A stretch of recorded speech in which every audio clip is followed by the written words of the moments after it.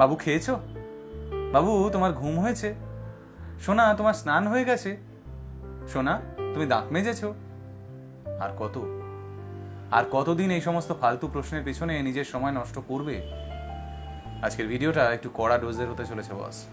তাই যদি মনে করো প্রতিটা কথা তোমার গায়ে লাগতে পারে, ভিডিওটা স্কিপ করে যাও, দেখো না। তোমার বাবু খেয়েছে কিনা, তোমার সোনা ঘুমিয়েছে কিনা, দাঁত মেজেছে কিনা, স্নান করেছে কিনা, এই সমস্ত প্রশ্ন না প্রথম 1-2 মাস কিংবা প্রথম 1-2 বছর ভীষণ ভালো লাগে। তারপর যখন দেখবে একটা ভালো চাকরি জুটছে না, কেরিয়ার মুখ থুবড়ে পড়ছে, হাতে টাকা পয়সা নেই, এই সমস্ত প্রেম, এই সমস্ত প্রশ্ন পুরুত করে জানলা দিয়ে পালিয়ে যাবে। তাই যদি সত্যিই কাউকে ভালোবাসো, যদি সত্যিই চাও সারা জীবন কারো পাশে থাকতে, তাহলে আজ থেকে এই ন্যাকামিগুলো বন্ধ করে দাও আর নিজের কেরিয়ারে মন দাও। হ্যাঁ, এগুলো ন্যাকামি। তুমি তার জীবনে আসার আগে সে এগুলো করতো না, মানে স্নান, খাওয়া, ঘুম সব বাদ দিয়ে দিত, কিংবা ধরো সম্পর্কটা কেটে গেল, তাহলে সে এগুলো করা বন্ধ করে দেবে? তাহলে সারাক্ষণ ফোনের পেছনে সময় নষ্ট করছো কেন?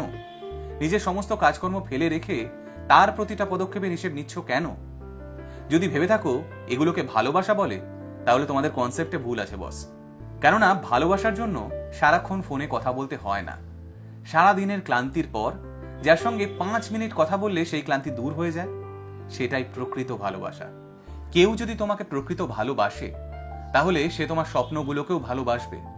সে এই কৈফিয়তটা চাইবে না যে তুমি কেন 1 ঘন্টা দেরিতে রিপ্লাই করলে, কেন তুমি সারাদিনে একবারও ফোন করনি।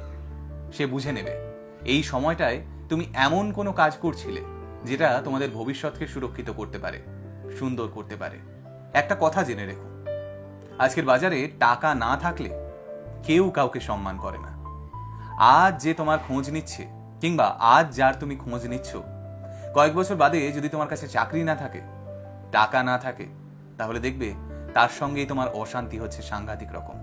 কিংবা শুনতে খারাপ লাগলেও বলছি, আজকের তোমার বাবু সোনারা অন্য কারো বাবু সোনা হয়ে যাবে সেই দিন। আসলে বয়স অনুযায়ী আমাদের প্রত্যেকের জীবনেই কিছু না কিছু চাহিদা থাকে।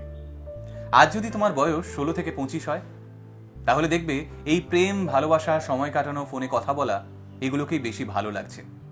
কিন্তু যখন তোমার বয়স 25 পেরিয়ে যাবে, দেখবে তোমার কাছে কেরিয়ারটাই গুরুত্বপূর্ণ হয়ে উঠেছে। আমরাও একটা সময় 25 পেরিয়েছি বস। যখন 25 পেরিয়েছি, তখন আমাদের কাছে কেউ গাইড করার মতো ছিল না, কিংবা এইরকম কোনো ভিডিও আমাদের সামনে এসে পৌঁছয়নি। তাই আমি চাই তোমরা এই ভিডিওটা মন দিয়ে দেখো এবং শেষে সেটাকে কাজে লাগাও, কেরিয়ারে মন দাও। প্রেমিক প্রেমিকাকে নয়, কেরিয়ারকে জীবনের ফার্স্ট প্রায়োরিটি করে তোলো।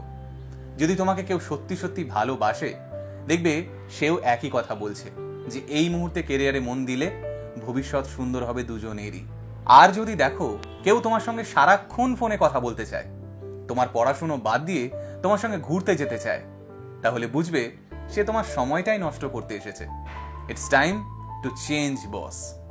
আজকের ভিডিও তোমার কেমন লাগলো সেটা জানাতে কিন্তু ভুলো না, কেননা এইরকম একটা ভিডিও যদি আমিও পেতাম, আমার কেরিয়ার 25-এই শুরু হতো, 30 বছর পার করতে হতো না। ভালো থেকো সকলে।